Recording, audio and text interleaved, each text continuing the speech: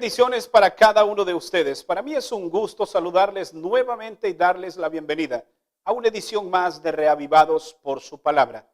Hoy meditaremos en el capítulo número 12 del libro de Romanos. Pablo tiene una particularidad siempre que escribe una carta.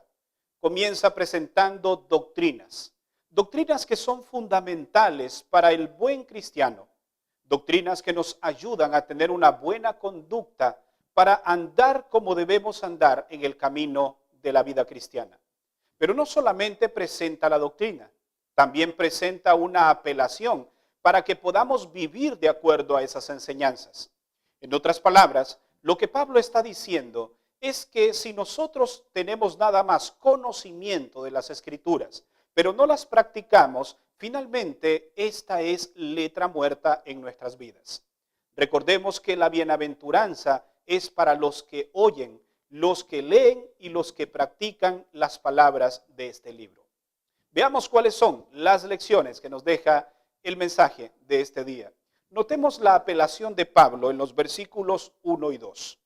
Así, hermanos, por la tierna misericordia de Dios, os ruego que presentéis vuestros cuerpos en sacrificio vivo, santo, agradable a Dios, que es vuestro culto espiritual. No os conforméis a este mundo, sino transformaos mediante la renovación de vuestro entendimiento, para que podáis comprobar cuál es la voluntad de Dios, que es buena, agradable y perfecta. Notemos que Pablo, después de haberles enseñado ciertas doctrinas, ahora les dice, por favor, pónganlo en práctica. Es decir, el cristiano debe vivir una vida práctica, una vida en donde la palabra de Dios sea una realidad en sus vidas. No solamente decir, sino también hacer. Analicemos este texto y entendamos que hay 4 verdades que Pablo nos expresa y nos da como consejos a cada uno de nosotros. El primero es, adoren con sentimiento, pero sobre todo háganlo con la razón. Sabe que muchas congregaciones hoy en día han olvidado este principio y se dejan llevar únicamente por las emociones. Y si no hay emoción, si no hay sentimiento, entonces la adoración no es genuina. Recordemos que también somos seres pensantes, somos seres que razonamos y no nos dejamos llevar únicamente por la emoción. Esto significa entonces que al momento de adorar tengo que preguntarme por qué estoy haciendo lo que estoy haciendo. Muchas personas aluden a que adoran porque ven que otras hacen lo que están haciendo, pero realmente no razonan lo que están haciendo. Por lo tanto, Pablo dice, razonen, utilicen el razonamiento al momento de su culto, al momento de su adoración. Una segunda verdad que Pablo presenta es que no debemos conformarnos a este mundo. Una vez que tú has sido sacado del mundo, no puedes permanecer en él, ni parecerte, ni siquiera contemplar la posibilidad de adquirir ciertas características del mundo y siendo también de la iglesia. Así que no te conformes únicamente con saber que el Señor te sacó del mundo. Vive como una persona que ha salido perfectamente del mundo y ahora es parte del pueblo de Dios. Un segundo consejo es que debemos buscar una transformación constante, una renovación. Y lo primero que Pablo dice es que debemos razonar y debemos sobre todo cambiar nuestra manera de pensar. Renovaos vuestro entendimiento. Somos lo que pensamos. Así que una vez que debemos nosotros tener acciones diferentes, debemos entonces primero pensar diferente. Una cuarta lección es que debemos hacer la voluntad de Dios. ¿Sabes?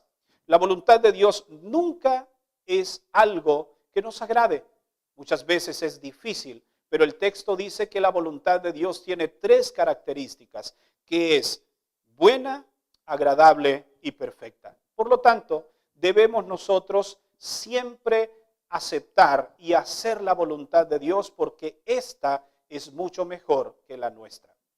Pablo ahora se dispone a dar un grupo de consejos y principios para los cristianos y que estos se rijan a través de ellos y puedan tener una vida cristiana diferente a los demás.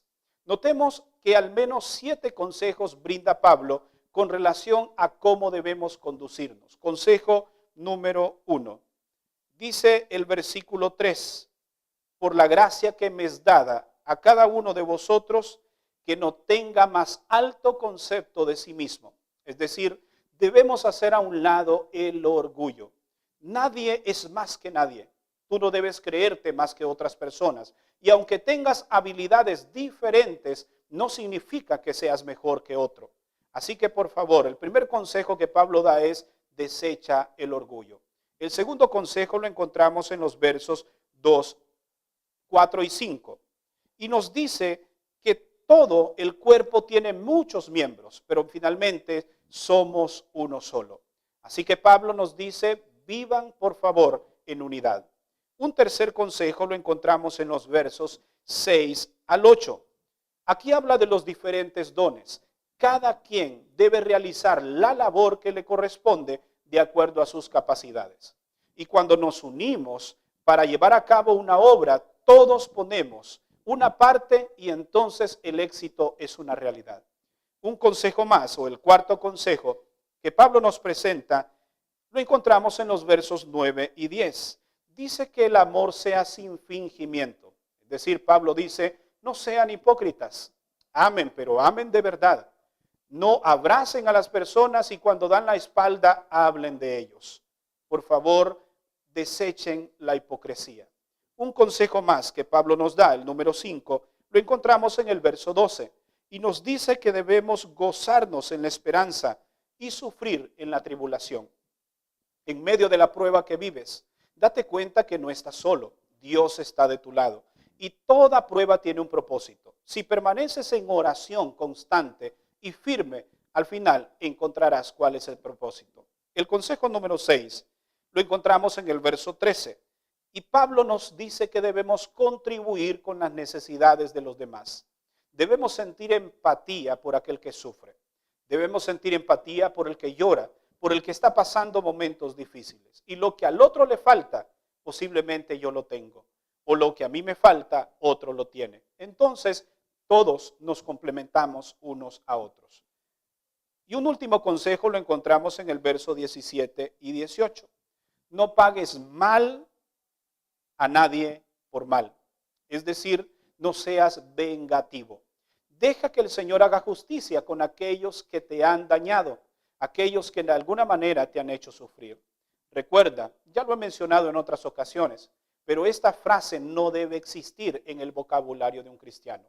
Me las vas a pagar. Así que nosotros dejemos que cada quien reciba de acuerdo a lo que haya hecho. Deja la venganza en las manos del Señor. Es más, tú puedes y debes orar por aquellos que te han hecho daño hasta este momento. Notemos ahora lo que registra el verso 21. Ya que estamos hablando de una victoria. ¿Y cómo obtenemos la victoria? Haciendo todo lo que vimos anteriormente. Por lo tanto, Pablo aconseja: no seáis vencidos por el mal, sino vence el mal con el bien. Y eso es lo que el Señor nos manda a hacer, el bien a todos. Para finalizar en esta hora, déjame preguntarte, ¿qué estás haciendo con el conocimiento que tú tienes? Quizá lees la Biblia todos los días, pero ¿qué haces con eso?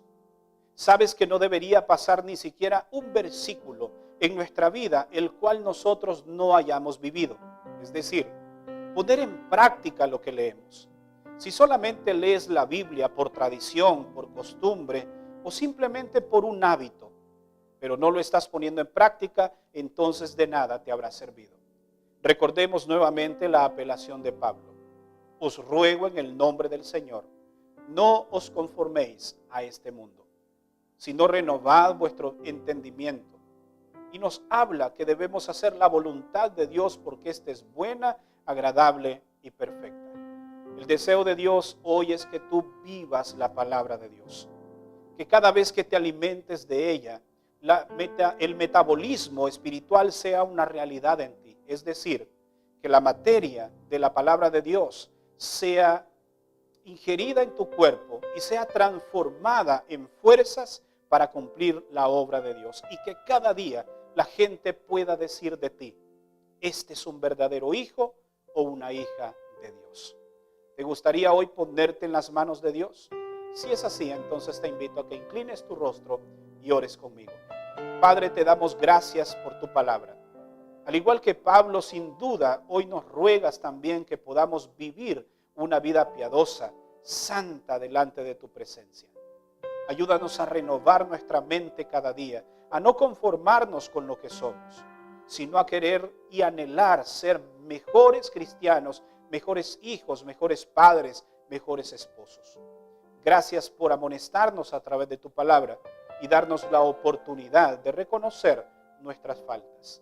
Aquí estamos con el deseo de mejorar cada día. En el nombre de Jesús oramos. Amén.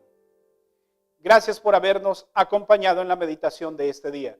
Recuerda que mañana estaremos nuevamente aquí para una edición más de Reavivados por su palabra. Que Dios te bendiga.